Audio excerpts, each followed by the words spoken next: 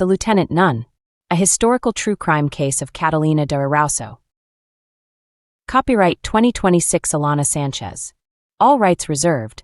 No part of this book may be reproduced, edited, copied, altered, printed, shared, unauthorized storage on electronic devices, or distributed without the written permission of the author. This book is written from a place of respect. I want to state clearly at the outset that I affirm and support the LGBTQIA+ community. That support is not conditional, theoretical, or academic. It is personal, lived, and grounded in the belief that people deserve dignity, safety, and self-determination in their bodies and identities. This choice is not a distancing from queer history. It is an attempt to treat that history with care. Queer lives have always existed, even when the language to name them did not. The absence of modern terminology in the archive does not imply absence of experience. It reflects the power structures that controlled which lives were legible, which were punished, and which were later retold in forms acceptable to authority. Catalina's life sits at the intersection of those forces, and it deserves to be approached without erasure, distortion, or appropriation. This book does not seek to explain Catalina through a modern lens, nor to deny readers their own resonances with her life. It seeks instead to present the historical record as faithfully as possible, while acknowledging that the act of writing history is never neutral. Choices about tone, language, and framing matter. Silence can harm, just as much as mislabeling.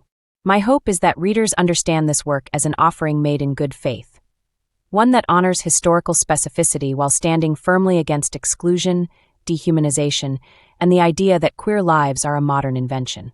History is not only about the past. It is also about who is allowed to feel seen in the present. On language, care, and the weight of a real life. I wrote this book with two obligations in mind. The first was historical, to keep Catalina de Erauso's life anchored to what can be responsibly said from the surviving record, and to avoid smoothing uncertainty into false confidence. The second was ethical, to tell a story shaped by violence and coercion without turning that harm into entertainment. Naming and category. Catalina de Erauso lived in a world that did not offer modern frameworks for identity. The categories available to her were enforced through church authority, law, clothing, household control, and honor culture. Many of the words we reach for now carry meanings that did not exist in her time. In this book, I have avoided forcing her into modern labels, not because those conversations are unimportant, but because a label can become a shortcut, and shortcuts can erase the pressures that made her choices possible, necessary, or dangerous. What can be said plainly is this. Catalina lived for years in men's clothing and men's roles, and she defended that life fiercely. When institutions classified her, she navigated their values to obtain permission to continue living in the way that kept her safest. Catalina's story contains repeated violence. That violence harmed people. Some of those harmed would have died painfully from wounds that modern medicine could treat. Others would have lived with injury, fear, and grief. Violence is treated here as both a survival tool and a trap, a strategy that could buy immediate safety while increasing long-term risk and scrutiny. That framing does not excuse harm. It clarifies what the environment rewarded and punished. Institutions and coercion. Catalina's life is often told as rebellion against society, in the abstract. The midwife's examination is written as violence because it functioned as coercion, the body made into evidence. I have not softened that scene into a tidy turning point, because it is part of the cost of becoming legible to power. Why this isn't a redemption story. Readers sometimes expect a conclusion that resolves the discomfort, a moral, a lesson, a comforting transformation. Catalina's life does not provide that cleanly. She was placed, she refused, she survived through reinvention and violence, she was examined and managed, and she died in labor on a road. That is not a tidy arc. It is, however, historically plausible and emotionally honest. What I hope remains. If there is a single thing I hope the reader carries out of these pages, it is not admiration or condemnation. It is attention. Attention to how narrow the margins were for someone placed under control as a child. Attention to how quickly the world turned movement into suspicion. Attention to how often permission served institutions more than it served the person granted it. Catalina de Erauso became famous because her story was useful to many different tellers. This book tries, as much as the record allows, to return usefulness to the person at the center, by refusing to turn her into a symbol more tidy than the life she actually lived. Preface. This book is about a person who refused to stay where she was placed. That refusal did not look like freedom. It looked like running, hiding, working, fighting, changing names, changing clothes, crossing oceans, and never being still long enough for the world to decide what to do with her. It looked like survival under pressure, carried out inside systems that were not designed to be escaped. Catalina de Erauso was born into a world that sorted people early and punished deviation quickly. In late 16th century Spain, a child's future could be decided long before the child had words for consent. Families, parishes, and religious institutions worked together to place bodies where they were expected to remain. For girls, that often meant enclosure, in households, in marriages, or behind convent walls. Catalina was placed in a convent as a child. What follows from that fact has been retold for centuries as curiosity, scandal, adventure, or proof of exceptional character. A runaway novice, a woman dressed as a man, a soldier, a killer, a figure who stood before kings and popes and received permission to live outside the rules. Those versions are not wrong so much as they are incomplete. They smooth over what it cost to keep moving. They turn violence into color. They mistake permission for acceptance. This book does not try to rescue Catalina from her world, or to make her admirable, or to settle arguments she never chose to participate in. It treats her life as a true crime case in the broadest sense. A study of how power responds when a person will not stay where they are put. The crimes in this story are not only the acts that drew blood. They are also the quieter violences of placement, enclosure, examination, and classification. The systems that claimed the right to decide who Catalina was, and who she was allowed to be, were lawful, moral, and ordinary by the standards of their time. That ordinariness is what makes them dangerous. Catalina's violence is real and repeated, and it harmed others. This book does not excuse it, but it also refuses to treat violence as spectacle or personality alone. In the worlds Catalina moved through, ports, barracks, frontier towns, violence functioned as currency. It bought space. It deterred handling. It shortened dangerous encounters. It also created records, witnesses, and authority responses that eventually cornered her. That double edge matters. So does the fact that Catalina's story survives because institutions were forced to intervene. Most of her life leaves no trace. The archive lights up only when something goes wrong. When a fight breaks out, when someone is wounded or killed, when sanctuary is claimed, when a body must be examined, when permission must be granted from above. Silence in the record does not mean nothing happened. It means nothing demanded official attention. This book moves slowly through those moments of attention, not to dramatize them, but to understand what they reveal about the machinery of control. It asks different questions than the legend usually invites. But why did the system choose to let her live? Not who was she really, but what did power need her to be? Not what does her life prove, but what does it expose? The answers are not comforting. Catalina did not break the system. The system examined her, managed her, and turned her into an exception that proved its own authority.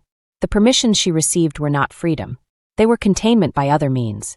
And when those permissions proved thinner than survival required, she returned to labor and movement, dying not in ceremony but on a road in New Spain around 1650, worn down by the same strategies that had kept her alive. This preface is a warning about how to read what follows. Do not look here for a hero. Do not look here for redemption. Do not look here for modern categories neatly satisfied. Look instead at the pressures. Look at what happens when a child is placed without choice. Look at what happens when movement becomes the only safe option. Look at how violence can be both shield and snare. Look at how institutions absorb disruption by claiming the right to explain it. Catalina de Erauso did not set out to make a point. She was trying to stay alive in a world that insisted on deciding her place. The point emerges anyway, because power always leaves fingerprints on the lives it tries to contain. This book follows those fingerprints. Not to judge the person at the center, but to understand the systems that made her life both possible and unbearable, and to refuse the comfort of a story that pretends survival was ever simple. Chapter 1. San Sebastián Enclosure and the First Escape. San Sebastián was a small place to try to be unknown. The town faced the Bay of Biscay with the confidence of a port that had learned to live off weather and movement. Ships arrived and departed with salt, barrels, rope, men looking for work, and rumors that traveled faster than cargo. The streets were narrow enough that neighbors could measure your day by who saw you pass. In a place like that, identity did not belong only to the self. It belonged to the household, the parish, and the web of people who felt entitled to ask where you were going and why. Catalina de Erauso was born into that world in San Sebastián, in the Basque province of Gipuzkoa, sometime in the late 16th century. The exact year is disputed in the surviving tradition. Some accounts give 1592, others place it earlier. What is consistent across the most commonly cited versions is the shape of her early life. A Basque family with enough standing to imagine a respectable future, and a child redirected early into religious enclosure. Around the age of 4, Catalina was placed in the Dominican convent of San Sebastián el Antiguo, where a relative, often identified as a cousin, held authority as prioress. To modern ears, placed in a convent can sound like a single dramatic decision. In early modern Spain, it could be something closer to infrastructure. Education, supervision, and containment braided together. A convent could teach reading, prayer, rule following, and the social skills that made a girl acceptable to the world outside the walls. It also reduced risk. A daughter kept in enclosure was less exposed to the kind of scandal that could injure a family for generations. Inside, the days belonged to bells. The convent did not run on privacy. It ran on schedule. Prayer, instruction, work, meals, silence, and prayer again. The point was not comfort. The point was formation, training the body, and the will into obedience. Hierarchy was intimate. Correction could arrive as swiftly as kindness. Every action was watched, evaluated, interpreted. Later tellings frequently describe Catalina as restless and quick-tempered in those years, a child who did not settle into the shape the convent demanded. Some versions of her story include clashes with other novices and punishments severe enough to leave her furious rather than subdued. Whether every detail of those anecdotes is exact is less important than the structural pressure they point to. Catalina did not take final vows. She did not remain. On March 18, 1600, still a teenager in the tradition, she escaped. The most repeated account is practical rather than romantic. Keys found, a moment chosen when attention was elsewhere, the door used as doors are used. Leaving a convent did not automatically create freedom. It created exposure. A runaway had to solve immediate problems. Food, shelter, a name that could be spoken without collapsing under scrutiny. And Catalina had another problem that would shape everything that followed. A young woman alone in public drew a particular kind of attention: moral suspicion from authorities, predation from men, and the constant questioning that tethered women back to households and guardians. A young man could move more easily. After escape, she appears in Spain moving through towns and households in roles available to a boy. As a page, as a servant, attached to men who could provide a roof, clothing, and a reason to exist in public. One frequently cited episode places her as a page in a stela under a local lord, Alonso de Arellano, for roughly 2 years. By the early 1600s, the Spanish Empire ran on circulation. Ships, recruits, sailors, and labor constantly moving between Spain and the Americas. In the Erauso tradition, Catalina found her way into maritime work as a cabin boy and sailed from the south of Spain for the Indies in 1603 on a galleon connected to family networks. A ship was not freedom either. It was another kind of enclosure. Hierarchy, shared space, bodies close enough to be noticed. But it severed the strongest danger behind her, the town that remembered her as a girl placed in a convent, and the institutions that could drag her back. In the American territories, Catalina's life becomes most visible in the record where it becomes violent. This is not because violence was the only thing she did. It is because institutions write when they must act. When blood is spilled, when a man is arrested, when discipline is required. Quiet labor rarely produces paper. Disorder does. But soldiering tightened the net. A uniform provided cover. An explanation for why a young man traveled, carried weapons, took orders, and slept among men. Yet the military also counted bodies, kept lists, punished disorder, and dragged men into custody when they became inconvenient. A drifter could vanish from a dockside tavern. A soldier with a name on a list was harder to dissolve. And the masculine world Catalina moved through expected violence as proof. Across the accounts, she is repeatedly described as quick to fight. Brawls, duels, blade work, insults turning into blood. One scholarly discussion summarizes the attributed self-description with blunt clarity. She went hither and thither, slew, wounded, embezzled, and roamed about. For someone living under a concealed identity, prolonged scrutiny was dangerous. Male spaces tested strangers. A man who looked soft, hesitant, or unwilling to respond could be singled out and pressed. Being pressed created the exact conditions that threatened concealment. Restraint, search, humiliation, the hands of others on the body. In that environment, aggression could function as armor, shortening a confrontation by making the cost of testing too high. But armor cuts both ways. In the broad arc of the Erauso tradition, discovery comes through one of these collisions. After violence leads to injury, custody, or sanctuary, and Catalina is brought under ecclesiastical authority.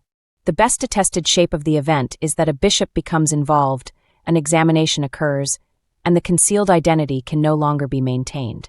That moment, the moment the world decides what to do with a body that has moved through its categories for years, is where Catalina's life stops being merely a story about flight and becomes a story about institutions. Church, crown, and military all forced to respond, not just to violence but to the breach of the boundary itself. The convent is the machine built to make that expectation hold. Catalina's escape is the first breach. The sea routes and barracks that follow are the corridors that keep her moving. Violence is both shield and snare. And discovery arrives the way it often does in the historical record. Not at the height of adventure, but at the point where the machinery finally gets a handhold. Chapter 2. Road clothes, false names, and the long way to the sea. The first hours after the escape would have been the most dangerous. A convent novice outside the walls was not simply missing. She was a problem that belonged to the church and to her family, and anyone who found her could expect gratitude, reward, or at the very least the approval of having done the correct thing. Catalina could not afford to be seen in anything that signaled where she'd come from. Habit cloth and convent manners were a trail. So the first task was to stop looking like the person they would be hunting. Most retellings agree on the practical steps. She cut her hair, altered or replaced her clothing, and took on a boy's appearance. In the Spain of the early 1600s, clothing was a form of paperwork. It told the world what questions it was allowed to ask. A boy on the road might be challenged, mocked, or recruited into rough work, but he could move through inns, markets, and ports in a way a lone girl usually could not. That disguise, though, was never a single decision. It was a daily act.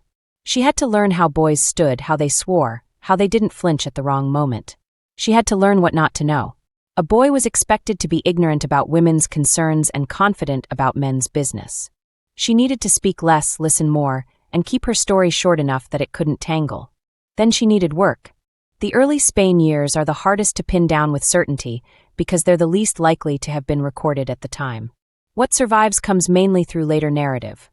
A sequence of towns, short-term roles, and quick exits whenever recognition, conflict, or suspicion edged too close. Pages and servants were common entry points for a youth with no property. You didn't need guild membership. You needed to be useful, quick, and obedient enough to keep your place. In later accounts, Catalina is said to have worked in households under different male names, moving when the role ended or when trouble followed. And trouble did follow. Part of this is the period itself. Roads were not polite. Inns were crowded and tense. Young men were baited for sport and tested for weakness, and a small incident could become a public fight because reputation was a kind of currency. But Catalina's later story also suggests a temperament that didn't back away once challenged. In the tradition attached to her life, there are early clashes, scuffles, arrests, injuries, the sort of incidents that force someone to leave a town quickly even when they'd prefer to stay. It's important to understand what violence meant in those settings. It wasn't always premeditated. Often it was sudden, local, and fueled by insult. But once blood was drawn, the matter didn't stay personal. It became legal. Witnesses mattered. The wrong witness could undo a disguise. A jail cell meant hands on your body, search, exposure, humiliation, exactly the conditions she needed to avoid. So she learned the rhythm of escape, work, conflict, movement. The names shift in the surviving story because names were part of the method. A new name made the next. Town easier. If the previous name had been shouted in anger or written down by a clerk, it could be left behind like an old shirt. Even with the disguise, there were limits. A boy with no family and no apprenticeship was always one question away from being treated as a vagrant or a thief. Employment had to be found quickly. That meant seeking places where strangers were common and where constant movement was normal. Ports were perfect for that. Along the coast and down towards the larger southern ports, A steady stream of men arrived with no one to vouch for them and left before anyone bothered to ask. Work was dirty and immediate. Carrying, loading, cleaning, running errands, mending lines, scrubbing decks. A youth could be swallowed into that labor if he looked strong enough and didn't complain. This is where Catalina's path narrows towards ships. On a ship, rank was strict and space was shared, but the work came with a built-in explanation. You were there because a captain needed hands. For a runaway living under a male identity, maritime work also offered another advantage: distance. The further she went, the less useful any description from San Sebastián would be. A cabin boy was the bottom rung. You fetched, cleaned, carried, learned, endured.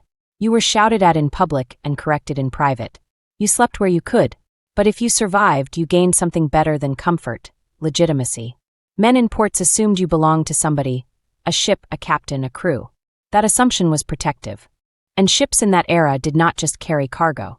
They carried the empire's workforce: sailors, soldiers, laborers, clerks, runaways, and boys who wanted a new start. The line between on the water and in uniform was not a clean one. A man could be a sailor 1 month and a recruit the next, depending on where the wages were and which authority had the stronger hand. By the time Catalina's story turns towards the Indies, the disguise had become more than clothing. It had become habit, response, instinct, a way of living that reduced the number of situations where someone could calmly look at her for long enough to see what she couldn't afford them to see. That is the quiet engine of the next phase. She doesn't step into the Americas as a traveler on an adventure. She steps into it as someone who has already learned that staying in one place is how you get caught. The crossing, in most tellings, is the first true severing. Once you were out on the Atlantic, there was no town patrol and no convent bell. There was only the crew, the chain of command, and the dangerous intimacy of shared space. A different threat, but one she could manage through work, discipline, and distance. When land finally returned, it returned as a new kind of risk. Because on the other side of the sea, in imperial towns full of soldiers, gamblers, and men looking to prove themselves, violence wasn't a deviation from ordinary life. It was often the language of it. Chapter 3. The Indies, soldiering, reputation, and blood on the record. She arrived in the Americas the way countless boys and young men did, as one more body in a port full of bodies. Imperial towns along the Pacific coast and across the viceroyalties were built to process strangers. Ships came in, ships went out, and men drifted between docks, taverns, workshops, and barracks looking for the next wage. A boy could disappear into that churn if he worked hard enough and asked for little. But the same churn also meant constant testing. Men watched newcomers. They weighed them up. They pushed for weakness the way dogs do. Catalina had already learned the most useful rule for staying hidden: don't invite inspection. Work kept eyes on your hands instead of your face. A quick temper, oddly enough, could also keep eyes off the wrong details, because the moment a situation turned sharp, people focused on danger rather than curiosity. In crowded male spaces, a reputation for being difficult could function like a fence. Still, a fence built from aggression has a cost. In the Indies, the opportunities for a young man with no papers and no patron often narrowed into the same corridor: the military. Enlistment did not require an immaculate past. It required capacity. You needed to carry a weapon, follow orders well enough, and endure. Soldiering offered food, a place to sleep, and a public reason for movement. It also gave her something else she needed: a uniform that explained her presence in all male environments without anyone demanding the deeper story. So she moved from ships and port labor into the empire's other great machine, the army. The postings described in the best-known accounts place her in Peru, and then in the southern frontier wars in Chile. The frontier was brutal, and not only in the way battle is brutal. It was brutal in boredom, in drink, in men trapped together for long stretches with nothing to do but gamble, insult, and score dominance. Honor culture did not soften under stress. It sharpened. Not as a single dramatic incident, but as a pattern. Quick escalation, public scenes, blades drawn, bodies injured, and the constant scramble to outrun consequences. Some of the details in later tellings are famous for being vivid. Brawls over gambling, disputes over women, duels triggered by a word said too loud. The exact wording of each story shifts from version to version, but the repeating shape stays consistent. She fought often, and she fought hard enough that people remembered. In those towns, to be remembered was dangerous. A man can drift through a port if he remains ordinary. A man who becomes known for violence stops being ordinary. His name gets spoken, then written. Not always in a grand ledger, but in the small bureaucracies that surround conflict. Arrest notes, complaints, military discipline, clerks doing what clerks do. Paper is sticky. It follows. It's also worth being clear about what violence did in that world. Sometimes it protected her. A person who could not safely be searched or restrained had a reason to keep authority at arm's length. A feared man was less likely to be handled casually. But violence also forced encounters with exactly the people she needed to avoid: jailers, surgeons, priests, magistrates, senior officers. Any moment where the body had to be examined, for wounds, for punishment, for confinement, threatened the disguise more than any casual glance in a tavern. A second pattern also emerges from the tradition: the constant changing of names. In a society where identity was anchored to parish records, family networks, and local memory, a man with no deep roots could reroute himself repeatedly simply by moving and speaking a different name. Catalina used that. Names became disposable. If trouble gathered around one, she could step into the next town as someone else, with a fresh reputation and a clean slate. But soldiering is not endlessly forgiving. A barracks is not a port. It has hierarchy, oversight, and men who know one another's faces. Even if names can be altered, behavior can't be hidden for long. The man who fights today will likely fight again. The man who kills once is more likely to be pushed into killing again, because violence becomes a shortcut that seems to work until it doesn't. As her reputation hardened, the consequences began to accumulate. She is repeatedly described as moving after violent incidents, sometimes fleeing arrest, sometimes leaving before formal charges could catch her, sometimes escaping custody. This constant motion is one of the reasons her story feels so breathless in later retellings. It is built from the rhythm of pursuit. Work, conflict, flight. Shelter, insult, blade, blood. A new town, a new name. Eventually, though, a person runs out of clean exits. The turning point in the broad arc comes when she is pulled under ecclesiastical authority rather than purely civil or military authority. The church offered sanctuary, and sanctuary was a strange kind of trap. It could protect you from immediate violence, but it also placed you inside a different system, one that demanded confession, classification, and control. In the most widely repeated version, after a particularly serious set of troubles in Peru, Catalina sought sanctuary and ended up before the Bishop of Huamanga, also written as Guamanga. She was no longer dealing with men who could be intimidated with a reputation or distracted with a new name. A bishop's court moved slowly, but it moved decisively, and it had a hunger for certainty. That is where the disguise began to fail, not because her clothing slipped, but because the institution demanded answers her performance could not satisfy forever. Once the possibility of deception was raised, the solution was invasive and immediate by the standards of the time.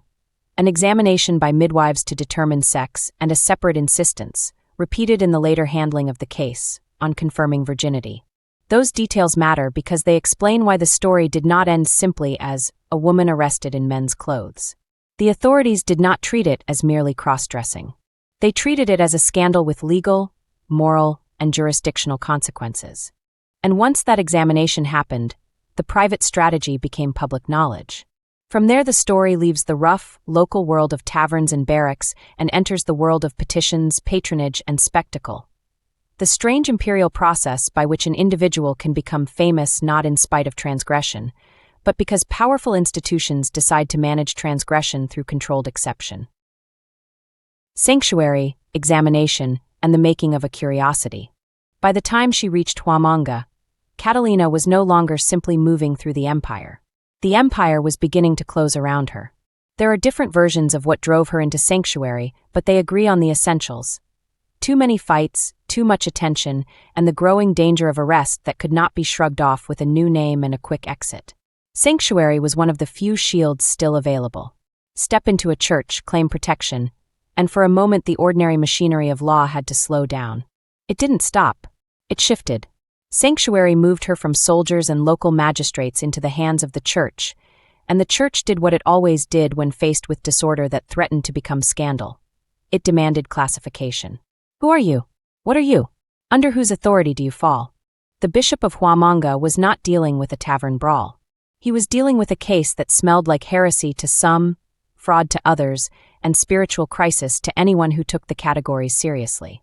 A person who had lived for years as a man, worked as a man, fought as a man, and been punished as a man presented a problem that couldn't be ignored or solved quietly once it was spoken aloud. In the most widely repeated accounts, Catalina disclosed her sex while under ecclesiastical protection. The confession is often framed as a desperate measure, not a dramatic reveal for its own sake, but a lever pulled when there were no safer options left. She also insisted on a specific claim that mattered enormously in that world: that she was a virgin. That detail is easy to misunderstand now, so it needs to be said plainly. Virginity wasn't a moral flourish in this context. It was legal and political currency. If authorities could frame her as a chaste woman who had been wronged by circumstance, the scandal became manageable. If she was framed as sexually transgressive, the case became more dangerous for her and more volatile for the church that was now responsible for handling it. So the institution did what institutions do. It checked. The accounts describe an examination by midwives to confirm sex and virginity. The midwives' role was not gentle. Their authority came from invasive certainty, the capacity to pronounce on a body in a way male officials could claim they could not. Once those women testified, the bishop could act as if the matter was settled, and the case could be moved into formal handling rather than rumor. For Catalina, the examination was the point of no return. If she had been Antonio or Alonso before, she was now a subject in someone else's file. There would be statements, witnesses, clerical correspondence.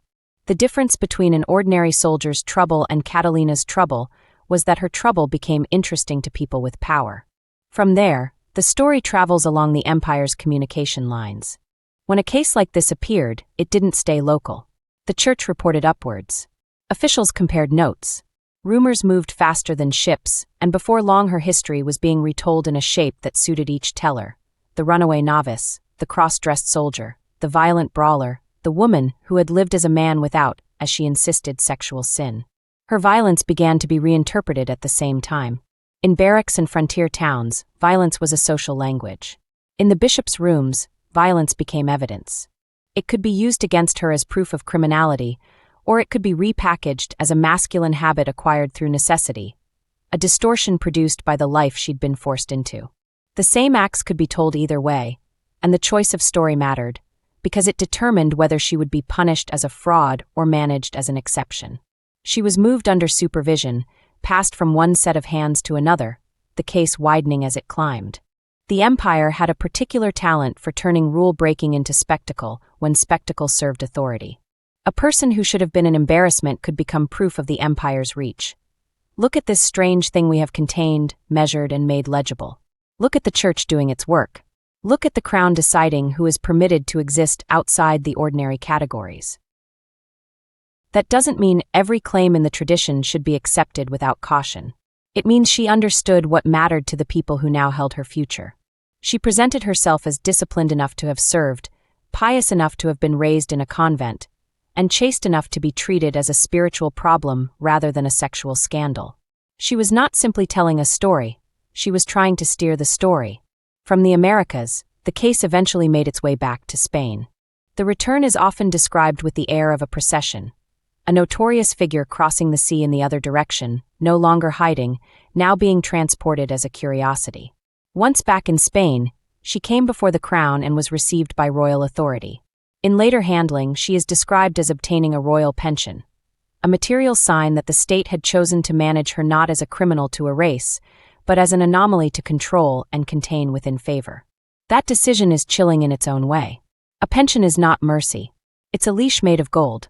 It says, you are allowed to exist as long as you remain useful to the story we prefer.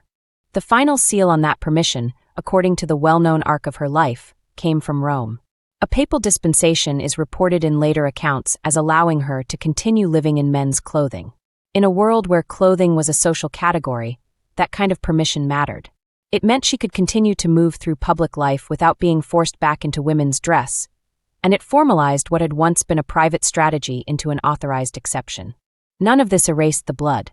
Violence didn't vanish from her past because a bishop had examined her, or because a king had granted a pension, or because a pope had issued a dispensation. The fights, the killings, the pattern of escalation, those remained the shadow under the official story. Authority could reframe them, soften them, or divert attention away from them, but it couldn't pretend they hadn't happened. It could, however, decide what the violence meant. In the frontier version of Catalina's life, violence was proof she belonged among men. In the court version, it became a roughness acquired through service, a stain that could be excused because it served the greater narrative of imperial loyalty. The same acts became, in effect, recyclable. Ugly in the street, tolerable at court when packaged as part of a legend. And that is how Catalina stepped into her strangest role.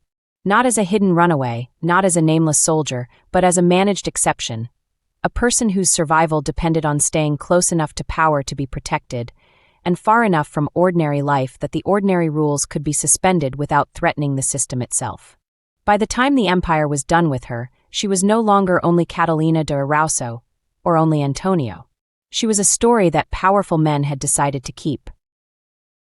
Madrid, Rome, and the price of permission. Spain didn't receive her the way a family receives a runaway. It received her the way a court receives a curiosity, with controlled interest, a little amusement, a careful distance, and a quiet assessment of how the story could be used. By the time Catalina returned from the Indies, her life was no longer private trouble. It was a traveling report, a case that had been examined, argued over, and carried across the Atlantic with the weight of church testimony and official correspondence. She arrived with the kind of notoriety that makes people lean in and step back at the same time. In Madrid, the question was not simply whether she had deceived people. That much was obvious. The question was what the crown wanted to do with a person who had served the empire in men's clothing and left a trail of violence behind her. In a culture obsessed with honor, she presented both a threat and an opportunity. A breach of categories, but also a living symbol of imperial reach. A body that had crossed oceans and boundaries and still been pulled back under authority. Her advocates leaned hard on the version of Catalina that could be defended. Raised in a convent. Chaste. Loyal in service. A person shaped by circumstance rather than intent on corruption. This framing mattered because it allowed the court to treat her not as a criminal to be erased, but as an exception to be managed. The violence was not denied so much as repositioned. At court, violence could be narrated as soldiering's roughness, as the kind of behavior expected in frontier places, now domesticated into a tale of endurance and bravery. That story did not make her innocent. It made her usable. It allowed the court to say, yes, she is unruly, but she is ours. Permission in that world was rarely granted without a tether. For Catalina, the most urgent approval was practical: clothing. Women's dress would have ended the life she had built. It would have forced her back into a social category that brought with it constant oversight, where she lived, who watched her, which household controlled her movements. Men's clothing allowed her to remain mobile and to remain, in many contexts, less handled. That is why the story does not end in Madrid. Rome mattered because Rome could formalize exception. A dispensation from the church carried a special kind of authority. Not only permission, but the ability to stop other clerics from turning her into a local scandal every time she entered a new town. If the papacy allowed her to wear men's clothing, the argument shifted from sin to authorized anomaly. That doesn't mean she was safe. It means fewer people could touch her without risking conflict with higher power. But permission came with conditions, whether spoken aloud or not. It required discipline, or at least the appearance of it. It required her to behave in ways that didn't force the church or the crown to regret their decision. It required a careful balancing act. To remain remarkable enough that she was worth protecting, but not so disruptive that she became intolerable. And yet, a person does not transform overnight because a court signs a paper. Catalina's history suggests she carried the same traits that had kept her alive for years. Volatility, pride, quickness to anger, an instinct to dominate rather than be dominated. Those traits had been adaptive on roads and in barracks. In a courtly world, they were dangerous. A single public scandal could turn curiosity into contempt. The cost of that kind of management is often invisible in stories that lean too hard into legend. It is tiring to be watched. It is tiring to remain allowed rather than simply alive. It is tiring to be treated as a case rather than a person. And money does not erase restlessness. Once she had been granted permission and support, her future could have narrowed into a contained role.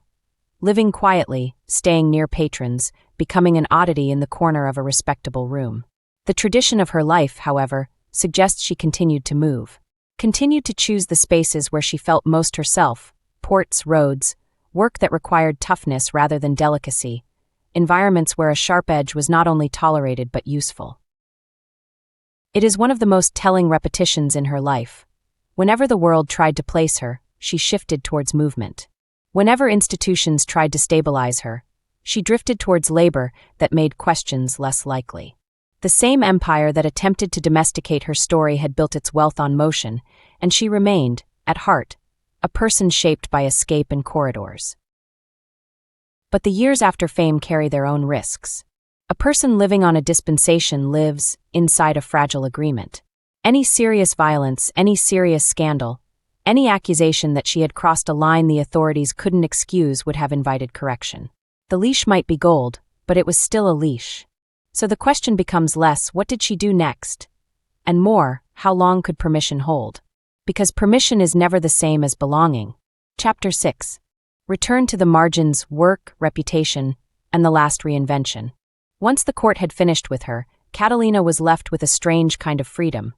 She could move again, but she moved under a name that had become famous. Fame isn't shelter. It drags eyes towards you. People wanted proof. Men wanted to see whether the legend could be shaken. Authorities wanted reassurance that the exception they'd authorized would not turn into a public embarrassment. Every room came with someone trying to get a closer look. So she did what she had always done when the pressure became too tight. She drifted back towards the margins, ports, roads, and hard work, places where identity was practical and labor mattered more than polite categories. If you kept moving, you could be less pinned. If you stayed useful, you could be tolerated. In Spain, being known could be as dangerous as being hunted. It invited the sort of attention that made disguise irrelevant. Questions asked for entertainment, hands that lingered too long, men who thought the story entitled them to test you. The court could grant permission, but it couldn't grant privacy. The sea, on the other hand, had always been honest about what it demanded. A port didn't care who you were if you could carry your weight. Sailors and carriers lived by work and reputation, not by parish memory. In places like that, the old methods still held. Keep your story short, keep your hands busy, keep your temper ready enough that strangers thought twice before pressing. But the older she grew, the more the body collected the price. A younger person can survive years of flight, fighting, and poor sleep with a brutal kind of elasticity. Over decades, the toll settles into you. Scars that tighten in winter, joints that ache after a long day, a fatigue that doesn't clear with a single night's rest. The quicker temper that once acted like a shield can become harder to control, and clean escapes become rarer. Her later life narrows into that rhythm. Work, travel, and the careful balancing act of being allowed without ever truly belonging. In later accounts, she is placed back across the Atlantic in New Spain, Mexico, by around the 1630s, no longer as a court curiosity but as a working transport man, most commonly described as a muleteer or carrier running freight along the road between Mexico City and Veracruz. It was hard, ordinary labor, long distances, heavy loads, rough company, and constant movement. It suited someone who had never been safe when still. There is a particular bleakness to that return to the road. After Madrid and Rome, after the theater of permission, she ends up in the same kind of life she'd always relied on. The kind where you earn your place day by day, where you can leave a town before questions multiply, where a person's history matters less than whether they can get the job done. And yet even there, the story followed. A famous name travels faster than a mule train. Someone would have heard the nickname. Someone would have wanted to see whether it was true. Strangers could turn her past into a game, baiting her with insults to see if the temper was real, if the blade came out, if the legend performed on command. If you've spent years answering threat with aggression, and you're surrounded by people trying to provoke threat for entertainment, the old response can feel like the only response that works. Calm can look like weakness. Silence can look like fear. A refusal to fight can invite being handled, and being handled was what she had always avoided. So the risk remained, violence as reflex and reflex as exposure. The difference now was that every incident could be retold as part of a tale people already wanted to believe. A brawl wasn't just a brawl. It was proof of the story. Violence became expectation, and expectation is its own trap. Still, she kept moving. For a while, motion was enough. Work gave her cover. Roads gave her distance. Ports gave her noise. But movement doesn't prevent the body from failing. When you live by constant travel, even minor sickness becomes serious because you can't afford to stop. Even a small injury becomes dangerous when the next town is days away. Her ending does not come in a court. It comes away from the people who granted permission, away from the rooms where she was displayed and explained, back in the working world where the empire actually ran.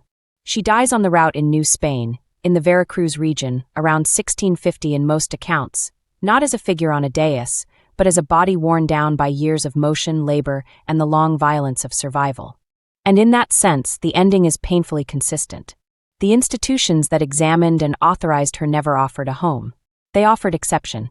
What she chose again and again was the road, because the road was the only place she could be herself without being placed. Chapter 7. Veracruz Roads, Death, Distance, and What Remains. For all the attention Catalina received from church and crown, her life does not end under supervision. By the 1640s, the shape of her later life had narrowed into something quieter and harder to trace. The legend was already circulating, but the person herself had moved back into work that required strength rather than spectacle. In New Spain, the economy ran on movement. Goods hauled inland from the coast, silver sent back out, supplies dragged across mountains and jungle on roads that were barely roads at all. This was the world Catalina returned to. Later accounts place her working as a muleteer or carrier along the Mexico City, Veracruz route, one of the most demanding transport corridors in the Spanish Empire. The journey climbed into the highlands and dropped again into the humid lowlands, cutting through heat, rain, mud, and bandit country. It was labor that punished the body and rewarded endurance. You lived outdoors. You slept where you could. You kept going because stopping meant hunger. For someone shaped by motion, it made a grim sense.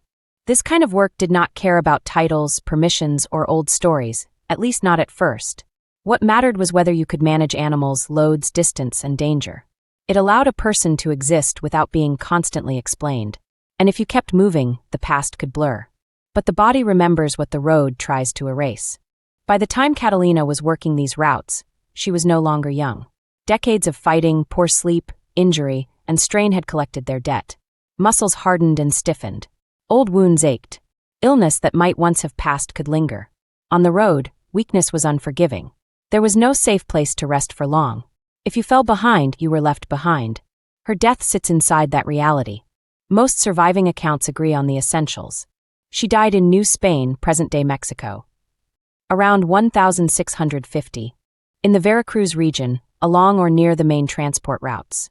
The exact location varies depending on the source. Some place her death near Orizaba, a town closely associated with her later life and burial tradition. Others name smaller settlements in the same region, sometimes rendered differently in older Spanish spellings. The uncertainty is typical of deaths that occurred outside major institutions, especially among working people whose lives were no longer being formally tracked. The manner of death is described plainly. There is no final confrontation recorded, no last declaration, no dramatic closure. It resists the temptation to turn her into a symbol right at the end. The empire that once examined her body and issued permissions did not manage her death. She slipped back into the class of people whose endings were ordinary, unremarked, and quickly absorbed by the work that continued after them. If she was buried near Orizaba, as later tradition suggests, it would have been without ceremony befitting a court curiosity. A working burial, a local one, the sort that marks a place briefly and then yields to time. The unglamorous ending made that easier. A road death does not interfere with legend. It doesn't complicate a moral. It leaves space for projection. But if you trace the arc honestly, the ending fits. Catalina's life began with placement and enclosure. It unfolded through refusal, flight, and reinvention. It passed through violence, authority, and spectacle. And when the permissions ran thin, it returned to the only strategy that had ever reliably worked: movement, labor, distance. That is not a heroic ending. It is a human one, and it may be the most truthful thing the record allows us to say. Chapter 8. Paper, Myth, and the Uses of a Life.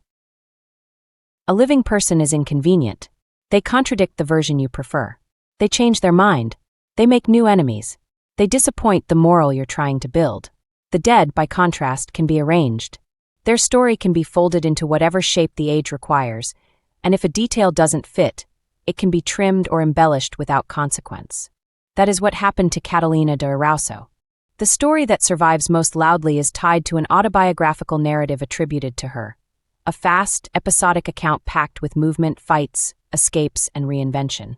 Whether every line is her voice, whether it passed through copyists' hands, whether it was tidied, cut, or sharpened for effect, the result behaves like a text that knows it is going to be repeated aloud. It has the rhythm of a tale told to hold attention. Confrontation, flight, fresh start, confrontation again. It also has the fingerprints of its time. Early modern life writing was not the private diary of a modern person trying to be authentic. It was closer to a crafted testimony, often built to justify oneself before authority or audience. If you wanted protection, permission, or pardon, you didn't simply recount events. You arranged them so they made you survivable. That's why some claims are emphasized again and again. Convent upbringing, military service, chastity. These aren't decorative details. They are the scaffolding that allowed church and crown to treat her as an exception rather than a contagious scandal. When later writers repeat these points, they aren't just repeating biography. They're repeating the logic of the bargain. This is what made her allowable. Then there's the violence. Later tellers handle that violence in two main ways. Some frame it as proof of masculinity, the hard-edged soldier who earned a place among men by meeting the world on its own terms. In that telling, violence becomes courage. Others frame it as moral corruption, the runaway who proves what happens when social order collapses. In that telling, violence becomes warning.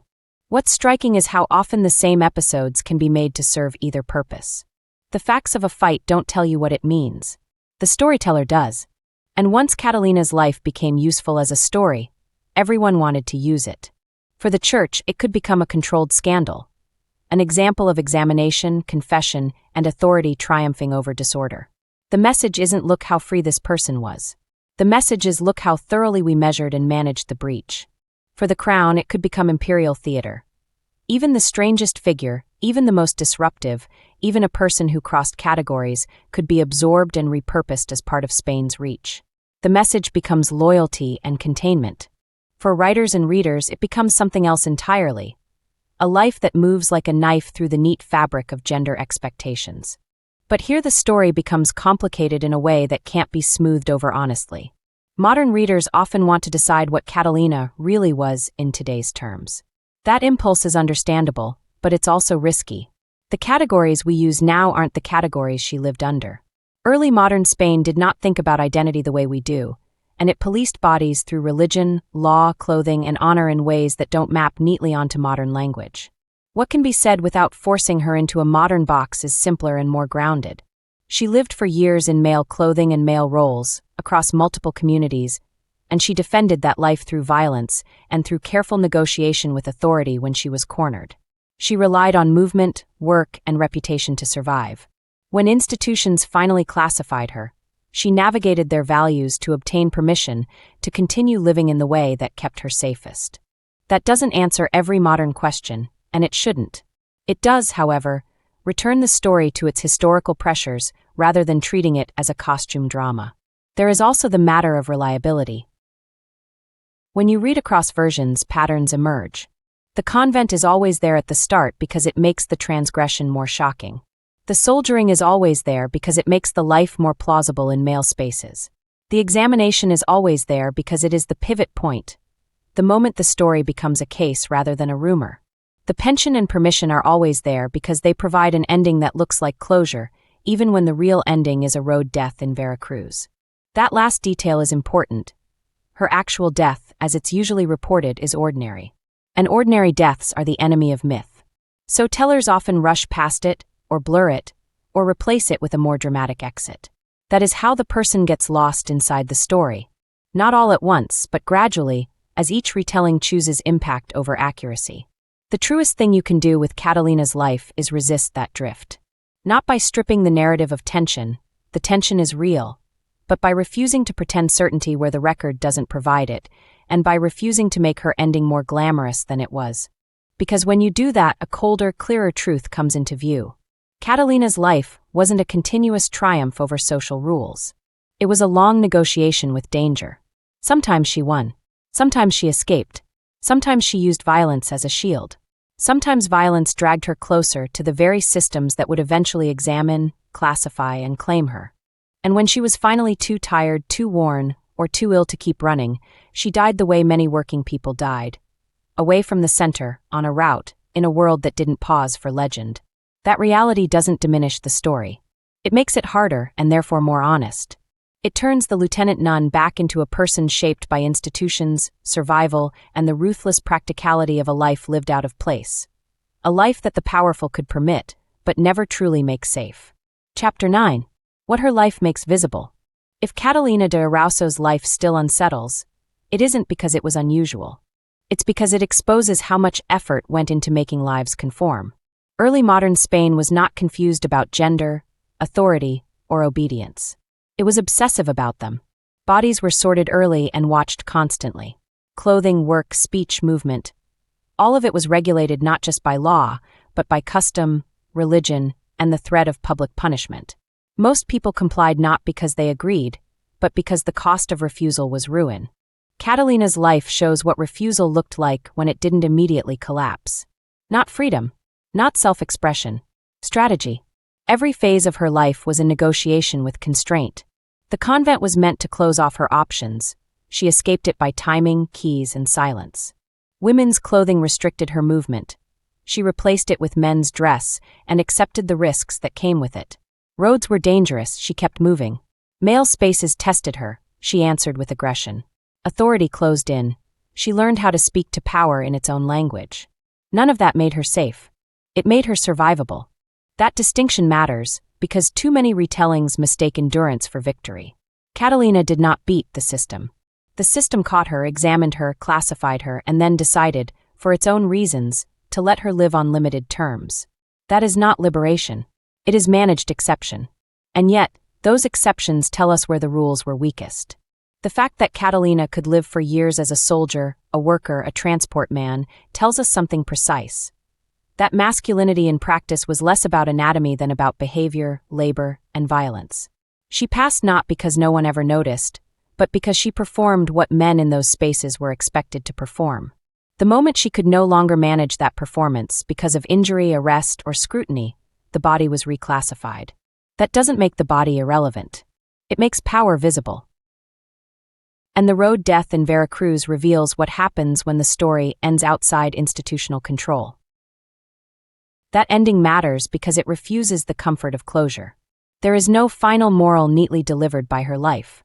There is only a series of pressures and responses, a body learning how to survive inside a system designed to sort, limit, and punish deviation. Catalina was neither a pure rebel nor a passive victim. She was adaptive, volatile, intelligent, and sometimes brutal, shaped by the same world that tried to contain her. If her story still circulates, it's because it keeps revealing that world's mechanics. It shows how early modern institutions handled disorder.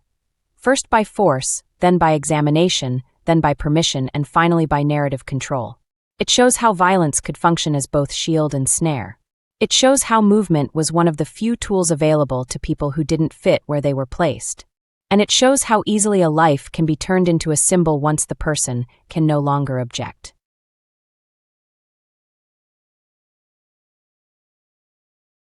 A person who learned early and painfully that survival often requires becoming unreadable, and that even then, the world eventually demands to read you anyway.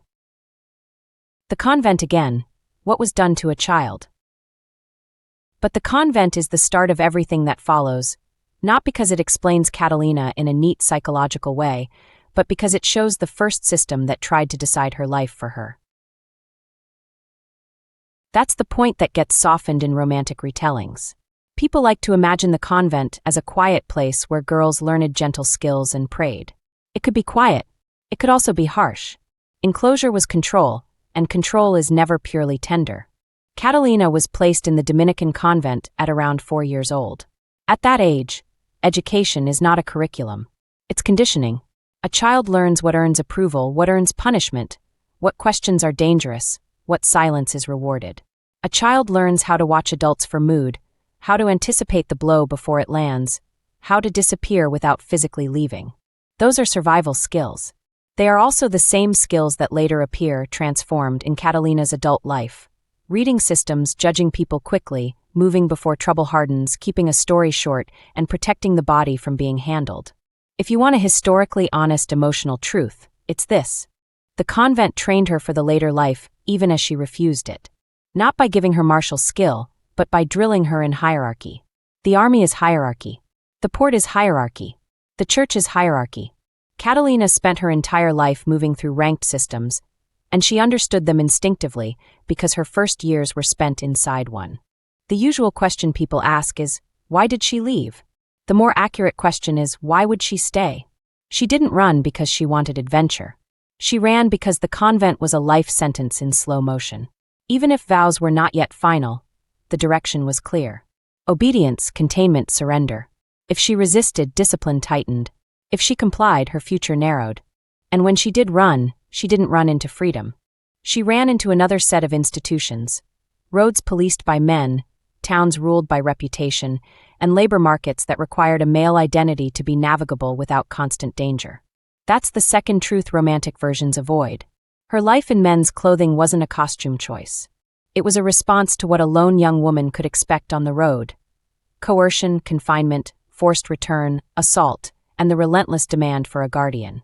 Male presentation was not only disguise, it was armor against being claimed. But armor has its own requirements.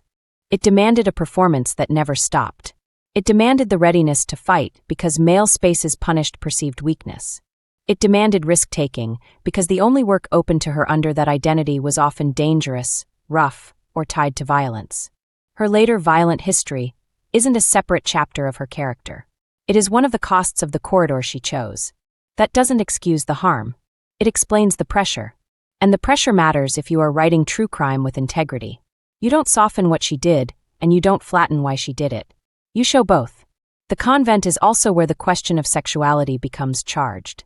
Later versions of her story repeatedly return to virginity and chastity, not because these were the most intimate truths of her life, but because they were the most politically useful ones. Chastity was the key that let church and crown claim her without admitting they had lost control. A chaste exception could be managed. A sexually transgressive one was harder to contain. So the institutions clung to that claim.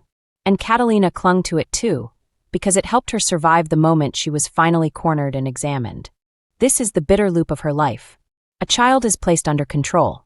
A teenager breaks control. An adult spends decades building a life out of movement and violence.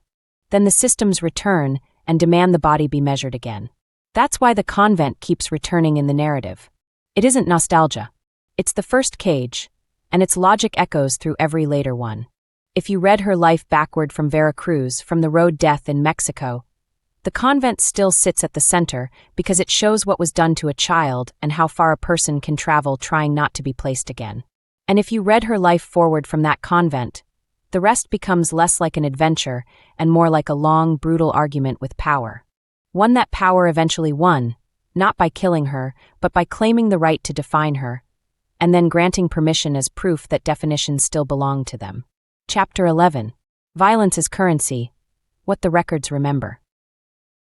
The historical record does not preserve ordinary days. It preserves disruptions. A man who loads cargo and sleeps and loads again rarely appears in paperwork. A man who draws a blade in a street, wounds someone, kills someone, flees custody, claims sanctuary, that man forces institutions to write. That is why the story keeps returning to blood. It's also why retellings can feel lopsided, as if her life were nothing but brawls and escapes. The truth is likely more mundane. Long stretches of labor and waiting, punctured by sudden, high-stakes conflict. The paperwork follows the punctures. To understand the pattern, you need to understand the world she moved through. In barracks, ports, and frontier towns, violence wasn't only criminal. It was a kind of currency. It bought space. It bought respect. It bought protection from men who were always looking for someone weaker to push. Honor culture made that worse. An insult could become a public test. If you backed down, you risked being marked as easy prey. For someone living under concealment, being prey was not just humiliating. Because being prey is how you get handled. It's how you get restrained, searched, stripped, mocked, checked. It's how the wrong hands find the body you are protecting. In that context, a hair-trigger reputation could be adaptive. If men learned you were the sort who would cut rather than submit, fewer of them tried to push close enough to find out. That's the logic of violence as armor. But armor is heavy. And the heavier it gets, the more it drags you into the very danger it was meant to prevent. Every act of violence creates consequences that expand outward. Witnesses who can identify you. Injuries that require treatment. Arrests that bring searches. Enemies who remember your face. Officers who want to make an example of you. Even if she changed names, she couldn't change the impression she left behind in people's memory when blood was involved. A brawl is noisy. A stabbing is unforgettable. It is also important to be clear about what violence can do to a person over time. If you live in a constant state of readiness, the nervous system doesn't switch off neatly. The body learns to treat ordinary tension as threat. A glance becomes provocation. A joke becomes humiliation. A shove becomes a knife. This doesn't absolve the violence. It explains why it can become repetitive, why it can flare even when a calmer response would be safer. And in Catalina's story, repetition is the defining feature. That pattern mattered because it helped her pass, until it didn't. Violence helped her pass as male, because violence was one of the behaviors that male spaces expected from certain types of men. A man who would fight was, ironically, less likely to be questioned in the way a softer man might be questioned. People assumed what they wanted to assume. They saw a volatile young soldier or worker, and filed him in the category they recognized. You can outrun one accusation. You can't outrun a lifetime of them forever. The more often she fought, the more likely she was to be injured, arrested, searched, or forced into sanctuary. And sanctuary is precisely where the story turns towards examination and disclosure. There's a moral trap here that a lot of retellings fall into. They turn her violence into entertainment. A duel becomes stylish. A stabbing becomes thrilling. A kill becomes proof of bravery. The narrative becomes less about harm and more about swagger. That's a cheap version of the story, and it isn't historically honest. A better way to handle it is to keep the brutality in view. These weren't cinematic fights. They were street violence, panic, shouting, blood, people dying from wounds that would be treatable now, bodies dragged away, families furious, authorities angry, fear spreading through communities. Even when violence functioned as Catalina's armor, it would have ruined other lives. It would have left widows and brothers and parents. It would have created grief that didn't care about the legend. And that harm is part of the truth too. At the same time, if you're writing this as true crime, the honest approach is to hold two realities at once. Violence was also a pattern of harm that escalated consequences until the systems that she'd avoided finally got hold of her. The story's pivot, sanctuary, bishop, examination, only makes full sense when you understand how violence acts like a magnet for authority. It pulls the state and church closer. It brings hands to your body. It produces the record that then becomes history. In the end, violence is part of why Catalina became legible to power. Without it, she might have stayed unrecorded, a working person in a port, a nameless carrier on a road. With it, she became a case, and once she became a case, she became a story, and once she became a story, other people could use her life for their own purposes. That's what the records remember. Not the quiet days that made up most of her existence. The moments when blood forced someone to write her down. Chapter 12. Once Catalina becomes a case rather than a person, the question of evidence takes over. Not evidence in the modern forensic sense, but evidence as early modern institutions understood it. Testimony, reputation, confession, bodily inspection, and the written word once it had been authorized by the right hands. Truth was not discovered so much as assembled, piece by people with the power to decide when enough was enough. That's why her life survives unevenly. That reduction didn't explain her life. It made her manageable. Her own narrative, the autobiography attributed to her, has to be read inside that reality. It is not a private diary written for personal reflection. It is a public-facing account shaped by what authorities needed to hear and what would protect her best. It emphasizes service, loyalty, endurance, and chastity because those were the currencies that mattered. It also minimizes what would have been most dangerous to admit. We should be suspicious of neatness here. A life lived across decades of male spaces, drinking culture, and violence would not be tidy. Silence in the record is not innocence. It is strategy, editing, and sometimes coercion. What is omitted is often as telling as what is included. This is where modern readers can be misled. We are trained to look for confession as truth-telling. Early modern confession was closer to negotiation. You told the version of events that would keep you alive, or at least unbroken. Catalina was very good at that. She had been negotiating with authority since childhood. Evidence also traveled. Once a story entered official correspondence, it could be copied, summarized, distorted, or cleaned up as it moved from one desk to another. A bishop's report becomes a court summary. A court summary becomes a published anecdote. By the time later historians encounter the material, they are often dealing with layers of retelling rather than a single stable source. That's why dates blur. Places shift. Numbers change. It's not carelessness. It's the nature of transmission in a world without centralized records or consistent standards. A muleteer's death on a road does not generate the same documentation as a court audience. A woman living under male identity in a port does not leave the same trace as a scandal examined by clerics. So what counts as evidence? Patterns. Repeated details across independent tellings. Institutional actions that make sense in their historical context. Claims that align with known practices. Sanctuary, examination, dispensation, pension. And silences that align with what people had strong incentives not to record. When you read Catalina's life with that in mind, a coherent shape emerges even when specifics remain uncertain. A child placed in a convent. A teenager who escaped. A young adult who adopted male identity to survive work and travel. Repeated violence in male spaces. Sanctuary and examination when violence drew authority too close. Permission granted once the breach was made manageable. A return to labor and movement. That shape is stronger than any single anecdote.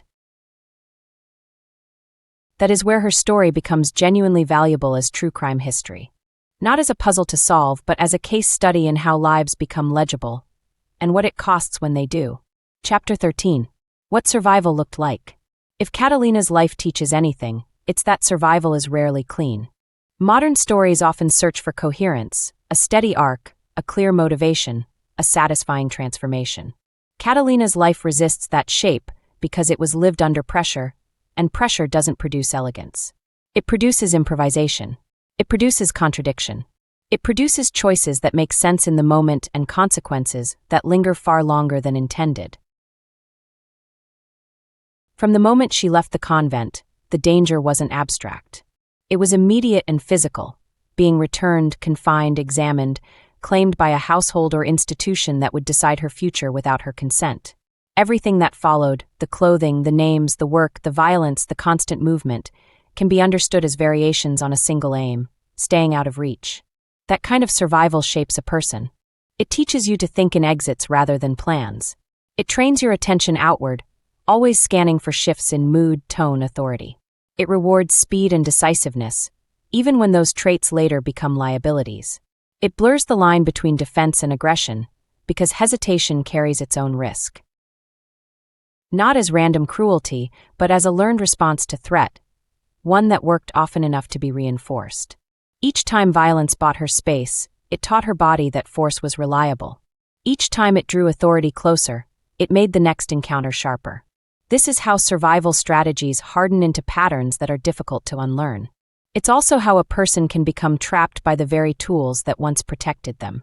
The systems Catalina navigated did not reward healing.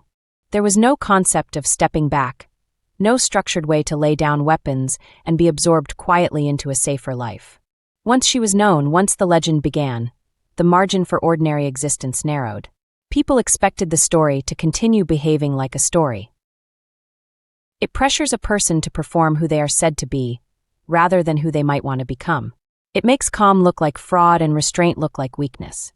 For someone whose survival depended on being taken seriously in dangerous spaces, refusing that performance could feel more risky than continuing it.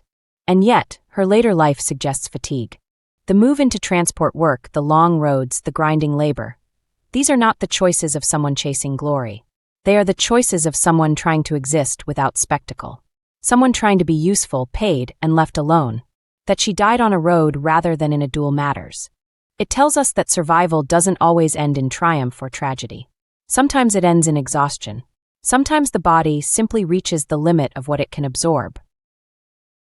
She escaped one enclosure only to spend decades dodging others. She avoided being claimed as a girl by becoming a man in spaces that punished men harshly. She secured permission from the highest authorities and still returned to the margins because permission did not equal safety. Her story is not about freedom. It's about cost. The cost of being unreadable. The cost of violence as protection. The cost of never being able to stop moving. When you read her life this way, the question shifts. It's no longer, how did she manage to live like this? It becomes, what kind of world makes this the least dangerous option? And that question reaches far beyond Catalina de Erauso. It reaches into the structure of early modern power, into how institutions dealt with bodies that didn't settle neatly into their categories, and how people learned to survive when the categories themselves were the threat. Catalina did not leave behind a model to follow. She left behind a record of what survival looked like when choice was narrow and the penalties for stillness were severe. That is the truth under the legend. Not inspiration. Not scandal. A life lived at speed because stopping was never safe. The women who verified her. There is a point in Catalina's story where the focus narrows to a single brutal fact. Her body was taken as evidence. In most retellings, the examination by midwives appears almost as a procedural note. A few lines, a pivot, then the narrative moves on. But if you pause there, the scene changes. It becomes less like a dramatic reveal, and more like an act of power carried out through women's hands. Because it matters who did it. In a world where male authorities claimed control over law, religion, and punishment, there were still moments when men insisted they could not speak with authority about a woman's body. Not out of respect, but out of propriety and legal convenience. That gap is where midwives entered. They were allowed to know what men said they could not know directly. They were permitted to look, touch, decide, and then report back in language the institution would accept. Those women were not neutral characters in the story. They were instruments of classification. Midwives in early modern Spanish worlds held a strange status. They were working women with practical expertise. They were also, often under suspicion, watched by church and state because they handled births, miscarriage, sexuality, and the private realities of women's bodies. Their knowledge was necessary, but it was also feared. That tension gave them power in the small, intimate moments of their work, while leaving them vulnerable to punishment if they were accused of wrongdoing. When Catalina came before the bishop and the case became ecclesiastical, the system demanded certainty. Was she female? Had she been sexually active? Could the authorities frame her as chaste? Could they keep the scandal inside manageable boundaries? Virginity, in particular, was treated as a decisive marker, not of personality, but of moral category. It offered a way to tell the story without admitting chaos. So the midwives were called. In the scene that survives in later accounts, they examined her and confirmed what the authorities needed confirmed. The report then became the foundation for everything that followed. The shift in jurisdiction, the framing of her as an exception rather than a predator, the move towards controlled handling instead of straightforward punishment. It's worth naming the cruelty that sits inside that. That isn't irony. It's the system doing what it does. The body that defies categories becomes a body that must be inspected. And for Catalina, the inspection wasn't just physical. It was narrative. Once her sex was confirmed, everything she had done was reinterpreted through that confirmation. Her fights became unwomanly. Her service became astonishing. Her violence became either monstrous or marvelously masculine, depending on the teller. Her labor became a kind of masquerade. In other words, the inspection didn't simply reveal a fact. It reordered her entire life in the eyes of authority. The midwives were the hinge that allowed that reordering. They were also caught in their own bind. They were doing the job the institution demanded. Refusal would have been dangerous. A wrong verdict could have been dangerous too. If they said what authorities didn't want to hear, they risked being accused of incompetence or impropriety. If they said what authorities did want, they helped lock a person into a narrative that served power. It's not a scene that rewards simple moral judgment, but it does reward attention, because the presence of midwives tells you something specific about how early modern systems managed scandal. They didn't rush to understand. They rushed to classify. They didn't ask what the life meant. They asked what category the body could be filed under, and what story could be built around that filing. And then they moved forward as if the filing were the truth. This is why the repeated insistence on virginity matters so much in the tradition. It wasn't the most intimate detail of Catalina's life. It was the most politically useful detail. It gave the church a way to handle her without admitting that the boundaries had been porous all along. It gave the crown a way to reward service without appearing to reward moral disorder. It gave everyone involved a way to keep the case from contaminating the categories they relied on. The irony is that the case contaminates them anyway. Because once you acknowledge that a person can live for years in the wrong category, working, fighting, serving, passing, you expose how much of the category is performance and policing, not essence. That is the unspoken threat Catalina represented. So the system answered with a demonstration of control, examination, testimony, permission. And at the center of that demonstration were women whose hands were used to make the body legible. The midwives did not write the legend, but they verified the breach that made the legend possible. And that's a darker kind of authorship than most stories are willing to admit. Chapter 15. Men who claimed her. After the midwives' examination, Catalina's life entered a new phase. She was no longer primarily managing herself. She was being managed. Once a body is classified by authority, it becomes a possession of systems. The church claimed jurisdiction because the case touched religious vows, chastity, scandal, and the integrity of categories.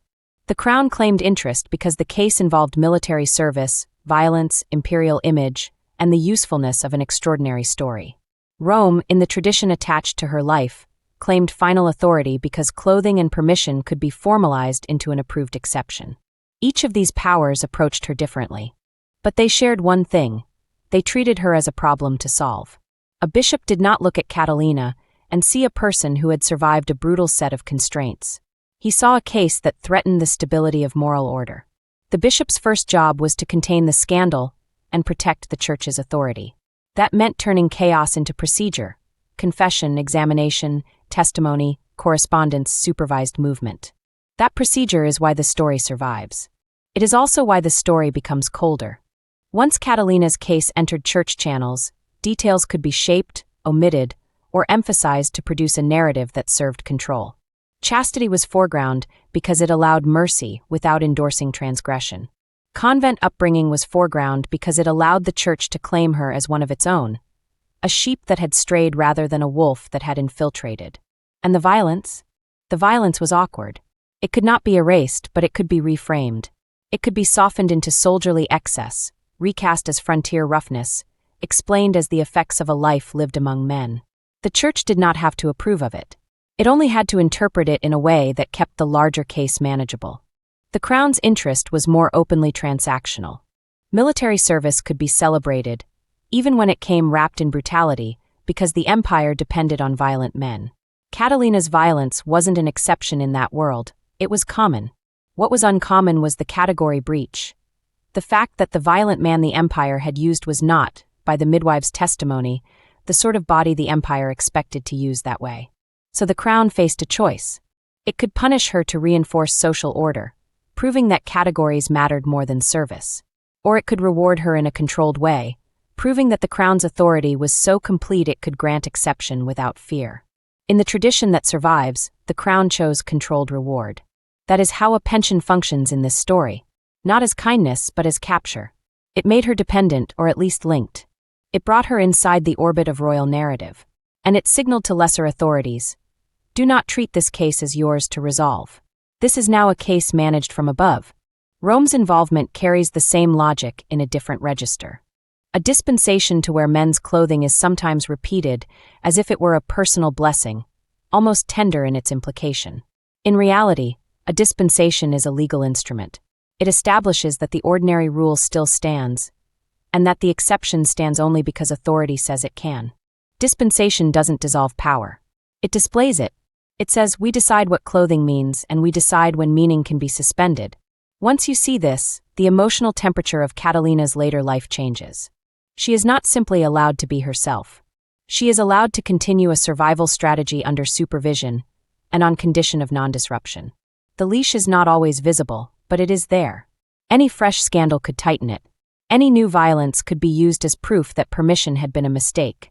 So Catalina had to perform a different kind of skill than she'd used on roads and in barracks. She had to perform stability. That doesn't mean she stopped being volatile. It means she learned when to appear contrite, when to emphasize loyalty, when to repeat the lines that made her manageable: convent upbringing, service, chastity. She learned the language of petition and patronage, the language that turned a messy life into a story officials could file under extraordinary but contained. It's also worth noticing who benefits from that language. Not Catalina, primarily. Institutions benefit. They benefit because the story becomes proof of their competence. Proof that the church can examine and categorize. Proof that the crown can reward and control. Proof that Rome can dispense and define. The person at the center becomes less important than the demonstration surrounding them. This is where the legend of the lieutenant nun becomes, in part, an institutional advertisement. Look what we handled. Look what we permitted. Look how the breach did not break us. And Catalina becomes both symbol and warning. To ordinary people, she is a thrilling anomaly. To authority, she is a reminder that categories require constant policing. And that when policing fails, permission must be granted carefully, loudly, and from the top down, so that the rule is not weakened by the exception. That is the price of being allowed. You are no longer hunted, but you are not free. You are not erased, but you are owned. Catalina's later drift back into labor, the ports, the roads, the Veracruz route, makes a grim kind of sense in that light. Work at the margins offered something the courts could not. Space to exist without being constantly turned into proof. The irony is that the proof followed anyway. Because once men with power have claimed your story, they keep it. And they rarely keep it for your sake. Chapter 16. The name she used. A name is meant to anchor you. For most people in Catalina's world, it did. It tied you to your parish record, your family, your debts, your reputation. It was how you were tracked through community memory and paperwork. It was how you were punished, employed, forgiven, married, buried. For Catalina, a name was something else. A name was a tool for movement. From the moment she left the convent, she could not afford a fixed identity. Fixity is what allows people to find you again. Fixity is what allows a rumor to harden into certainty. Fixity is what allows a clerk to connect one incident to the next. If you were trying to stay unclaimed, the safest thing you could do was refuse to be anchored. So she used names the way a working person uses clothing. She changed them when they frayed. She replaced them when they drew attention. She selected them for the situation, the town, the employer, the kind of man she needed to appear to be. This is not unique in the early modern world. People changed names for many reasons: migration, illegitimacy, debt, military service, religious life. But Catalina's pattern is unusually intense because her survival depended on it. In the tradition attached to her life, she appears under multiple masculine identities. Some are repeated more often than others, and some may be less stable than later tellers pretend. But the broader point holds. She did not travel as Catalina for most of her adult life, and even her masculine identities were not singular. It's important not to treat those names as masks in a theatrical sense. A mask implies a stable face underneath, waiting to be revealed. Catalina's life suggests something more practical and more unsettling. Identity as a series of working roles, adopted to get through the next gate. Each name carried a different kind of safety. A name that sounded local could help her blend. A name that suggested a respectable family could prevent certain questions. A name that linked to military service could open barracks doors. A name that sounded like a worker could keep her from being dragged into high scrutiny. Names also allowed her to manage consequences. If she fought as one man, she could flee as another. If she was arrested under one name, she could be hired under a different one. If someone went looking for him in the next town, the person they found could honestly say, "That is not my name." This is how you survive in a world where paperwork is inconsistent, but gossip is relentless. It also shows you something about her intelligence. Not academic intelligence, not the kind measured in books, but situational intelligence. The ability to read what a place required and supply it quickly. The ability to predict what question would be asked next and answer it before it was asked. The ability to move through male spaces without leaving enough stillness for close inspection. But names have limits. A new name can't erase a face. It can't erase a body that remembers how to fight. It can't erase the pattern of violence that makes people talk. Over time, what follows you is not the name itself, but the shape of your behavior. That is what made Catalina's life increasingly difficult. The more she fought, the more she became known not as a particular man, but as a particular kind of man. Volatile, dangerous, difficult to restrain. That reputation is portable.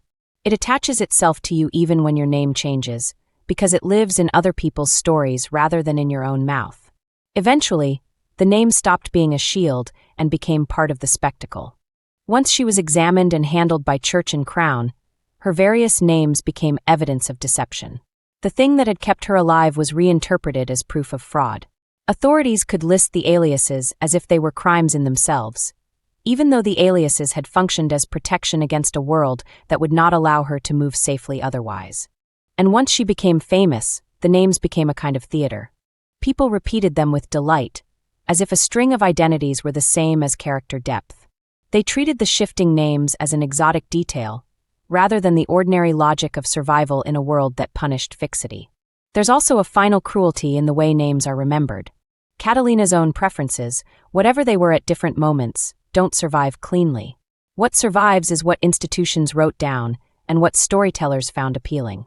A court record will use one form. A clerical report will use another. A later printed version will select the name that best fits its narrative. The person inside the names becomes harder to see. Not because she vanishes, but because she is constantly being relabeled by others. That is one reason the ending in Veracruz matters so much. A death on the road is a death without a stable filing. It doesn't preserve a single true name. It closes the loop the way her life actually worked, movement first, anchor last. In the end, Catalina's names tell you something more reliable than any single date. They tell you that she understood what her world demanded, and she refused to give it an easy handle. She stayed alive by making herself difficult to hold. Chapter 17. What the courts needed her to be. When Catalina reached the point where hiding was no longer possible, the question stopped being, "Who are you?" and became, "What are we going to do with you?" That is a different kind of danger.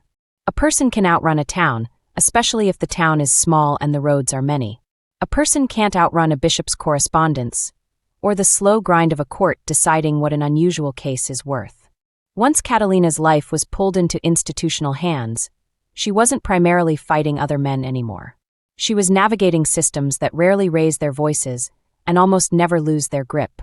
The common mistake is to treat the permissions she received as evidence of acceptance, even admiration. As if the church and the crown looked at her life and thought, "Remarkable, let's reward that." It wasn't that.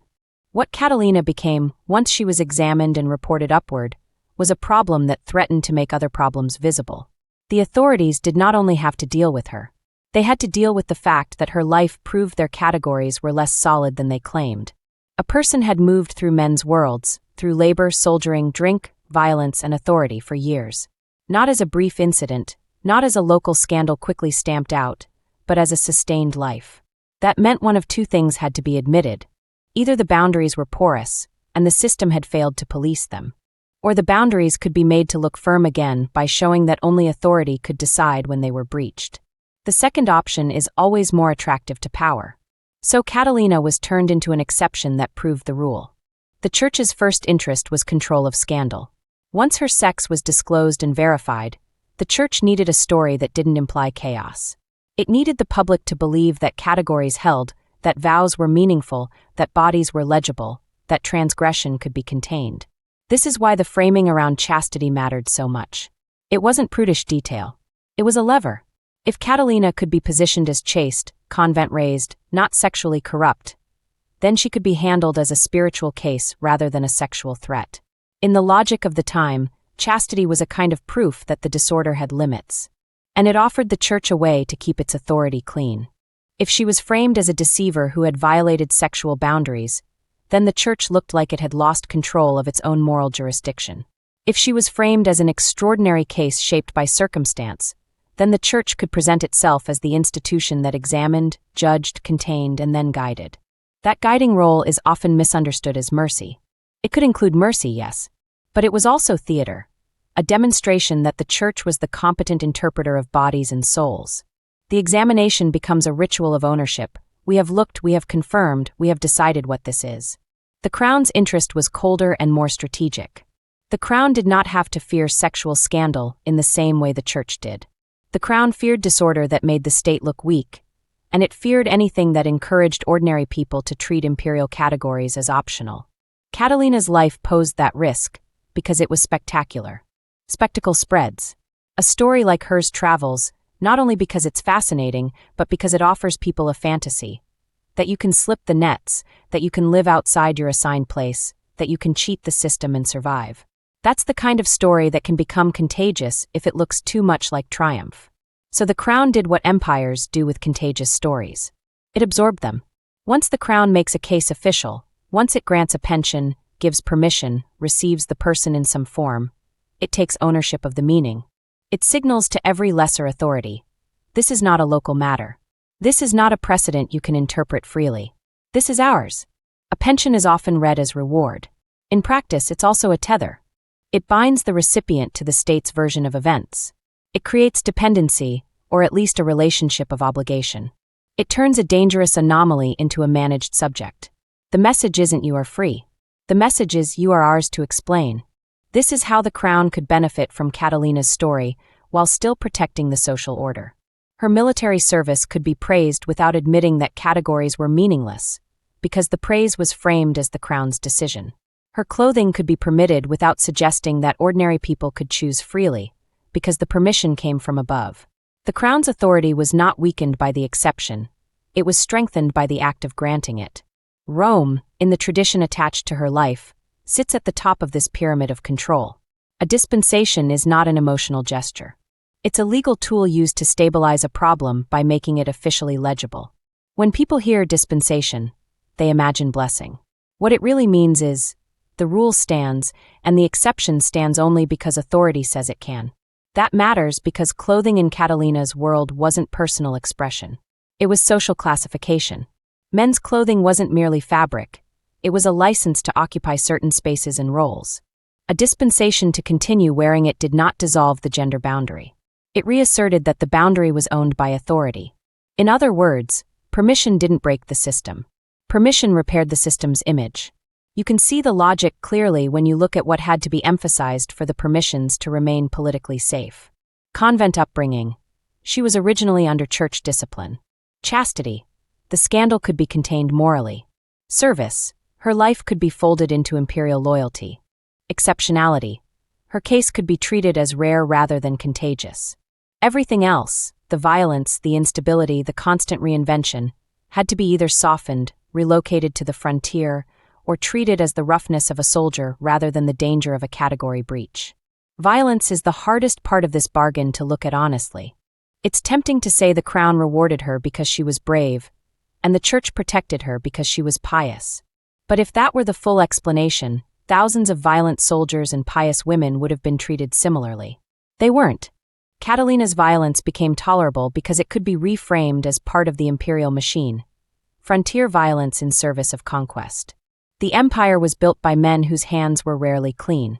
Catalina's violence wasn't a disqualifier. It was inconvenient.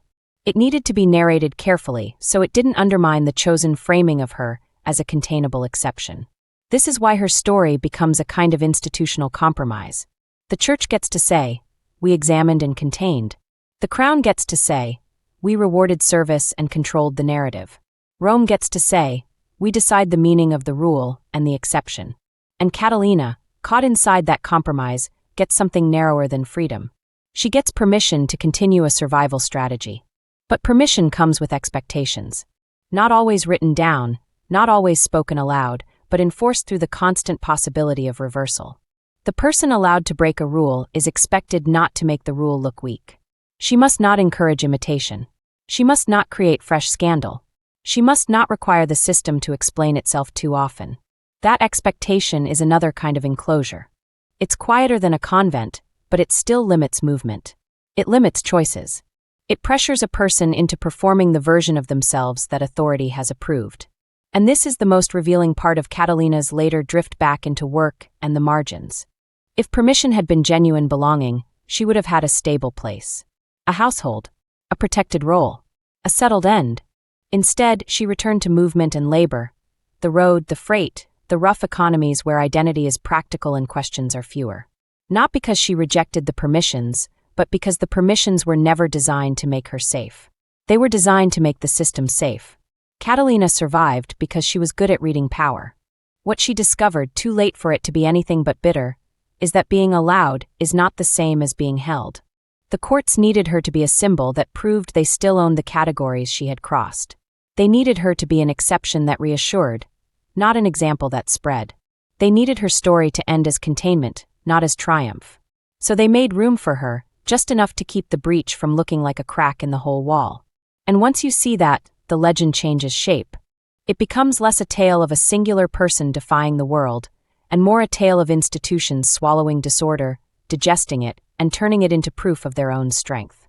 That is what the courts needed her to be. Chapter 18. Why the autobiography exists.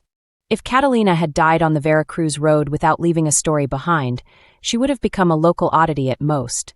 A nickname in a port, a whispered tale in a tavern, the kind of rumor that flares and fades. Instead, she became literature. That shift depends on a text, the narrative commonly treated as her autobiography, the vita that turns a life of movement and violence into a sequence of scenes you can almost see. The convent escape, the road disguises, the fights, the soldiering, the narrow escapes, the disclosure under church authority. For your book, the key is not to argue endlessly about whether the autobiography is true in every detail. The key is to explain what kind of document it is likely to be and why it would exist at all. Because people don't write texts like this without reason. Early modern life writing, especially when it involves scandal, is rarely just self-expression. It is usually aimed at an audience that matters. Church officials, court officials, patrons, readers who can offer protection, money, or lasting legitimacy. In that sense, the autobiography functions like a petition even when it reads like a swaggering tale. It performs a purpose, and its purpose is survival, first politically, then reputationally. There are a few clues in the shape of the narrative itself. It moves quickly. It is crowded with incidents. It emphasizes action over introspection. It offers a rhythm that keeps the reader leaning forward. Conflict, escape, fresh start, conflict again. That isn't the rhythm of private memory. It is the rhythm of a story designed to hold attention, the kind that can be told aloud and repeated easily. It also privileges certain details with unusual insistence. Convent upbringing, virginity, loyalty and service. These points don't just appear once. They anchor the story. They are the scaffolding that makes the later permissions believable and defensible. They tell the reader how to interpret everything else. Even the violence is shaped by this. The violence is abundant, but it is often framed as reactive. Insult leads to fight, fight leads to escape. The narrative rarely lingers on the victim's suffering or the long consequences of harm. Instead, it keeps the focus on Catalina's movement and endurance, on her capacity to keep going. That framing is not accidental. It is a way of managing blame. If the story admits violence but wraps it in the familiar logic of honor culture, it becomes easier to excuse. If the story positions her as constantly provoked, constantly forced into conflict, it reduces the sense of predation. It doesn't erase guilt, but it softens the reader's instinct to condemn. And condemnation was dangerous. Once Catalina's case became famous, she needed the public story to stay inside boundaries the institutions could tolerate. A narrative that painted her as sexually transgressive or deliberately corrupt would have made it harder to defend the pension and dispensation in the eyes of moral authorities. A narrative that emphasized chastity and service made the case easier to manage. So the autobiography, whether fully hers or shaped through later hands, functions like a stabilizing device. It turns messy life into a coherent sequence. It makes her legible in a way that protects the bargain, extraordinary yes but containable, violent yes but soldierly, transgressive in clothing yes but chaste and loyal. That legibility is what allowed the story to travel. And travel is the other reason the autobiography matters. Once a life is written, it can cross borders in a way a person cannot. The text can enter salons, monasteries, libraries, and printers' hands. It can be copied. It can be embellished. It can be reframed. It can become a source that later writers cite, as if citation alone guarantees truth. This is how a person becomes a legend while still being treated as documented. The danger for a modern writer is obvious. You can mistake repeated detail for verified detail. Repetition often means only that the detail is useful. A good example is the pattern of vivid, almost cinematic episodes. The perfectly timed escape, the dramatic brawls, the narrow doorway moments.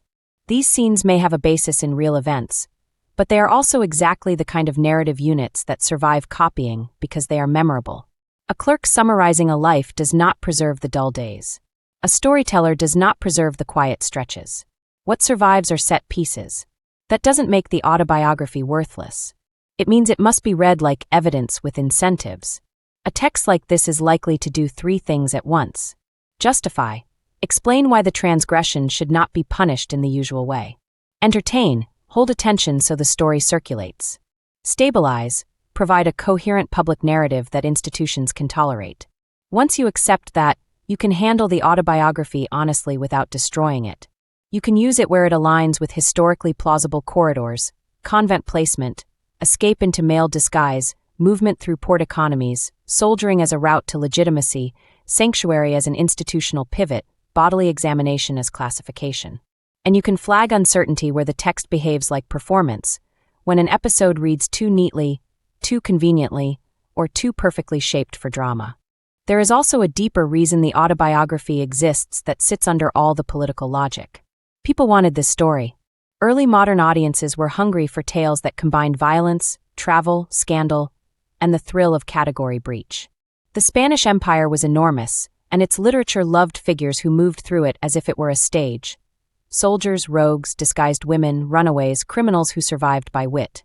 Catalina's life arrived pre-shaped for that appetite.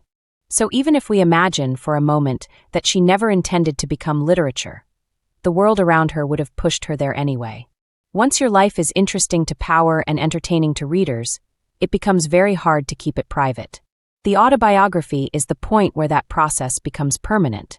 It is the mechanism that turns a life lived at speed into an object that can be owned, copied, and used long after the person is dead. And it leaves you with a final unsettling question, not about Catalina, but about everyone who has told her story since. If the autobiography exists because institutions needed her to be legible and audiences needed her to be fascinating, then whose life are we reading? The life she lived, or the life that was most useful to preserve? Chapter 19. What would have happened to anyone else? To understand why Catalina's case ended in permission rather than punishment, you have to picture the ordinary outcomes. Not the outcomes for a famous anomaly, but the outcomes for the countless unnamed people who broke the same rules without attracting powerful protection. Because the empire did not run on exceptions. It ran on enforcement. A runaway novice. If a girl fled a convent, the first response was retrieval. Convents were not simply residences. They were institutions tied into family honor and church authority. A runaway novice could be treated as a moral emergency and a social insult. Families had reason to pursue her, not only to save her soul, but to protect their standing. Local authorities had reason to assist because the church's discipline depended on appearing effective. A runaway could be punished inside the convent if returned. More enclosure, harsher supervision, a narrowing of privileges. In some cases, she could be placed elsewhere under stricter control. The point was not rehabilitation, as we'd use the word now. The point was correction and containment. Most importantly, a runaway did not get to keep moving. The goal was to stop movement, because movement is what creates risk of scandal. Catalina's first escape succeeded because she broke the retrieval cycle early and replaced it with disguise and distance. That was not a common outcome. Most runaways did not have the opportunity, skill, or ruthlessness to sever themselves from the institutions fast enough. A woman in men's clothing. If a woman was discovered living in men's dress, the typical response depended on context, but it was rarely admiration. In many places, clothing was treated as a public category with moral weight. Dressing against the expected order could be framed as deception, sexual disorder, or demonic confusion depending on the moral temperature of the authorities involved. At the very least, it drew suspicion. At worst, it could trigger criminal charges, church discipline, or public shaming. The most common institutional solution was reclassification by force, stripping, redressing, and placing the person under supervision. A woman caught in men's clothing was often pushed back into a household structure, family, convent, employer, where her movements could be controlled. The goal again was stillness. Make the body visible. Make the category legible. Make the person reachable. Catalina's case became different because she had lived this way not as a brief local incident, but across years of imperial labor and military life, and because she had accumulated service that could be used as justification once she was finally cornered. A violent soldier without protection. Violent soldiers were common. The empire depended on men who could do violence, and then it routinely struggled to control them. But tolerance had limits. A soldier who fought too often, killed the wrong person, or embarrassed superiors could be punished sharply, flogging, imprisonment, reassignment, execution in extreme cases. Violence was acceptable when it served authority. It became intolerable when it threatened authority's image or order. What mattered was not only the violence itself, but whether the soldier had patronage and whether the case could be managed quietly. Most did not. Most violent men were disciplined, discarded, or killed. Their names did not rise into court correspondence. Their lives did not become material for controlled exception. Catalina's violence, awkward as it was, became survivable because it could be reframed as frontier roughness attached to imperial service, and because the case's scandal was now being handled from above. A person who triggers a classification crisis. This is the category Catalina truly belonged to once she was examined, a classification crisis. A person who forces authority to admit uncertainty about categories is dangerous because uncertainty spreads. It invites imitation. It invites doubt. It invites people to think the rules are negotiable. The ordinary institutional response to a classification crisis is not generosity. It is containment. Containment can look like punishment. It can also look like confinement. It can look like forced re-entry into the correct category enforced by clothing, household, and supervision. It can look like erasure. If Catalina had been ordinary, if she had been poor without patrons, unknown without a story, and unconnected to service that could be praised, she likely would have been forced back into women's dress and placed under strict control. Her movements would have been restricted. Her work options would have narrowed drastically. Her life would have been made small. Instead, she was made official. And that is the key difference. Why Catalina wasn't treated like everyone else. Catalina's case became useful. It was useful to the church because it offered a way to demonstrate examination, discipline, and moral management. It was useful to the crown because it offered a way to display imperial reach and controlled reward for service. It was useful to Rome in the tradition because dispensation allowed the rule to stand while the exception proved who owned the rule. In other words, she was permitted not because the system softened, but because the system could profit from handling her publicly. Her case allowed authority to say, "Even this belongs to us." And that is why it is so important not to treat her life as a blueprint. Her survival depended on a convergence of factors that most people didn't have. Distance achieved early through disguise and movement. Access to male labor corridors, ships, barracks, roads. A reputation that made casual handling risky. A scandal dramatic enough to become a managed case. And finally, the interest of institutions that chose to make her exceptional rather than erase her. Most people who broke these boundaries did not receive permission. They received punishment. That contrast doesn't diminish Catalina. It makes her story clearer. She wasn't proof that the rules were flexible. She was proof that the rules could be bent when power decided bending them would strengthen the rule itself. Chapter 20. Conclusion: A life managed, not freed. Catalina's story is often told as triumph. A runaway novice who escaped the convent, crossed oceans, fought as a soldier, outwitted pursuit, and forced the world to accept her on her own terms. It's a tempting shape. It makes the chaos feel purposeful, and it offers the reader a kind of satisfaction at the end. Look, she got away with it. But if you follow the pressures honestly, the shape is different. Catalina was not freed by the world she lived in. She was managed by it. Her life begins with placement. A child put into enclosure as if her future were a household decision rather than her own. The convent was designed to make her legible, controlled, and contained. When she refused, she didn't step into freedom. She stepped into risk. Roads that punished women without guardians, towns that policed reputation, labor markets that offered her very few safe options. Male clothing was not a declaration. It was a method. It gave her access to movement, wages, and male corridors where she could pass without being claimed immediately. But those corridors demanded constant performance. They demanded toughness. They demanded the readiness to fight. They demanded that she keep her story short and her body out of other people's hands. In that environment, violence became both shield and trap. It protected her from being tested too closely, because men hesitate to handle someone who looks dangerous. But it also drew authority towards her with a force she could not escape forever. Fights create witnesses. Wounds create examinations. Death creates courts. Violence produces paper. And paper is what makes a person traceable. That is how the empire eventually got a handhold. When Catalina was finally cornered, the response was not understanding.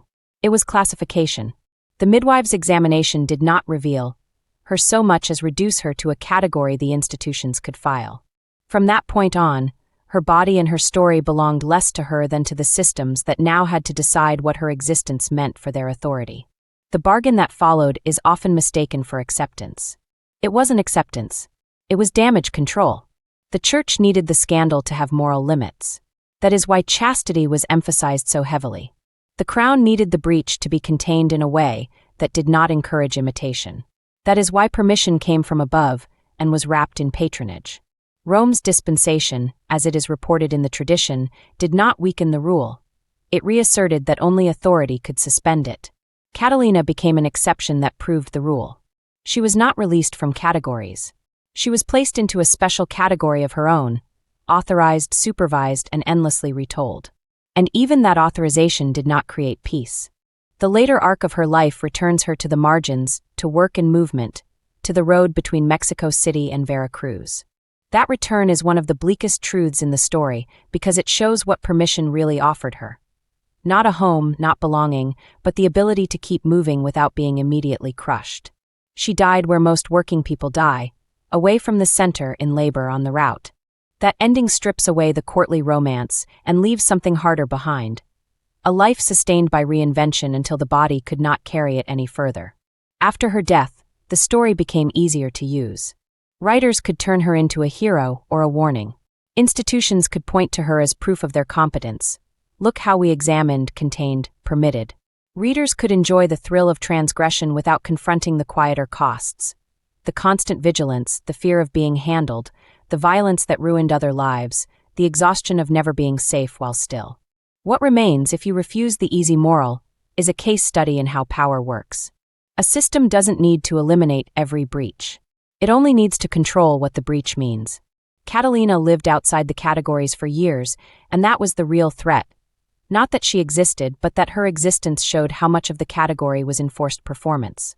So the system responded the way systems respond. It measured her. It named her. It granted permission in a way that displayed authority. It kept her story as proof that the rules still belonged to it. Catalina survived by being unreadable long enough to move. In the end, she was made legible. Not on her own terms, but on the terms of the church, the crown, and the storytellers who came after. All of them needing her to stand for something larger than herself. That is the cruelty under the legend. A person fought for a life outside placement, and the world's final response was to place her again. Not in a convent, not in a household, but in a narrative. A life managed, not freed. And still, against that management, something stubborn remains, the record of refusal. The fact of motion. The proof that a person can cross the boundaries they are told are impossible, even if the crossing costs everything, and even if the system ultimately claims the crossing as its own. That is the truth that survives under every retelling. Epilogue. After the conclusion, there is always a temptation to soften, to add reassurance, to smooth the edges, to say that a life like Catalina's opened doors, or changed the world. That temptation should be resisted. Catalina de Erauso did not live in a world that rewarded transformation. She lived in a world that tolerated disruption only when it could be absorbed, narrated, and controlled. Whatever doors appear to open in her wake did not open for people like her.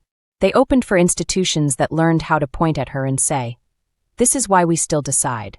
And yet, refusal leaves traces even when power tries to own them. Catalina's life survives not because she won, but because she exposed something fragile at the center of certainty. She demonstrated, unintentionally and at great cost, that the categories she was supposed to inhabit required constant policing to remain intact. That they were not natural facts but enforced arrangements. This is why her story never settles. Each generation tries to finish it differently. Some want her to be heroic. Some want her to be monstrous.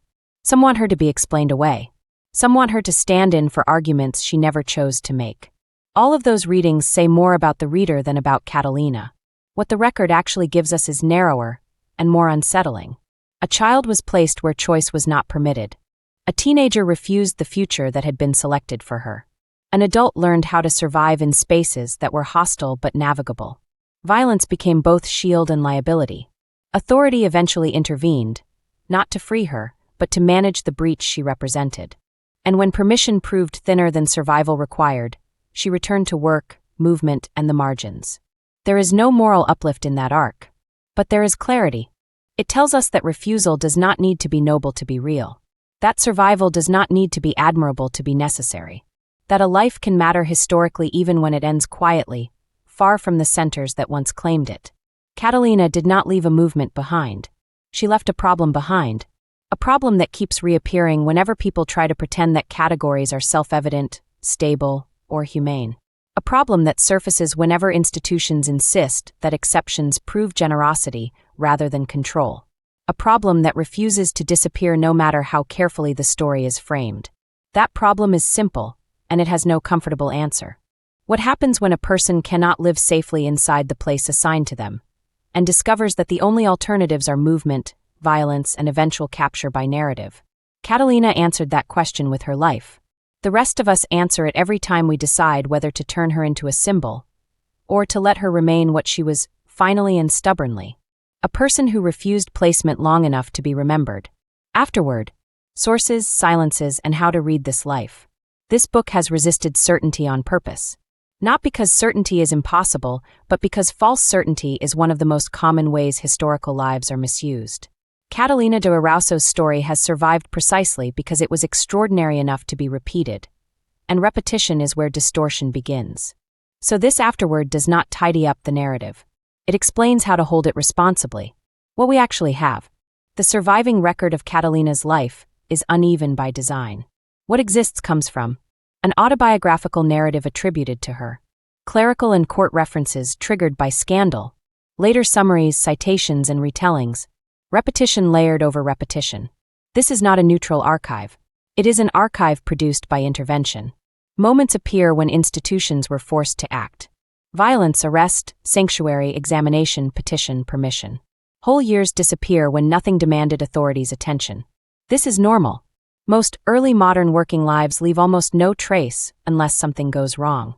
Catalina's life appears dramatic, not because it was constant chaos, but because chaos is what survives on paper. What cannot be known, and why that matters. There are questions this book does not answer definitively because the sources do not allow it. We do not know exactly how many people Catalina injured or killed, precisely how long she spent under each name, the full emotional texture of her private life, the precise location of her death. Pretending otherwise would not strengthen the story. It would flatten it. Silence in the record is not absence of life. It is absence of institutional interest. And that distinction matters because Catalina spent much of her life actively avoiding institutional interest. Her success at doing so is part of why the record is fragmentary. Why speculation was avoided. It is tempting to fill gaps with psychology, modern categories, or imagined interior monologue. That temptation has been resisted here for 3 reasons. Speculation often smuggles modern comfort into historical cruelty. Interior certainty turns survival strategies into identity claims. It shifts attention away from power and onto personality. Catalina does not need to be explained inwardly to be understood historically. Her actions make sense once the pressures are clear. How violence is treated here. Violence has not been softened, nor has it been sensationalized.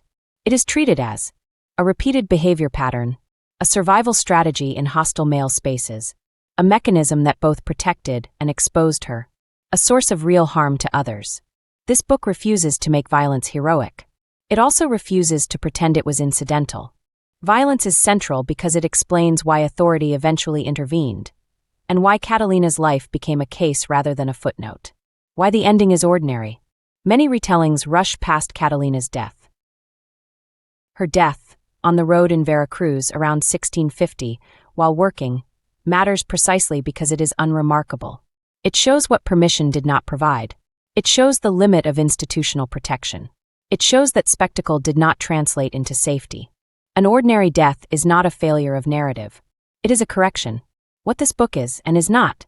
This is not a celebration, a redemption arc, a moral fable, a modern identity manifesto. It is a true crime historical analysis, a study of institutional power, a record of survival under constraint, an examination of how lives become legible. Catalina de Erauso was not trying to make a point. She was trying to stay alive. The point emerges anyway, not because she intended it, but because power left fingerprints all over the attempt to contain her. How to leave this story. If you close this book wanting a hero or a villain, it will disappoint you. If you close it understanding how narrow the margins were, and how much ingenuity, violence, and exhaustion survival required, then it has done its work. Catalina does not need to be rescued from history. She needs to be read without being repurposed. That finally is the refusal this book honors. Bibliography. Primary source. Erauso Catalina de Lieutenant Nun, Memoir of a Basque Transvestite in the New World. Selected Historical Studies and Context. Perry, Mary Elizabeth. Gender and Disorder in Early Modern Seville.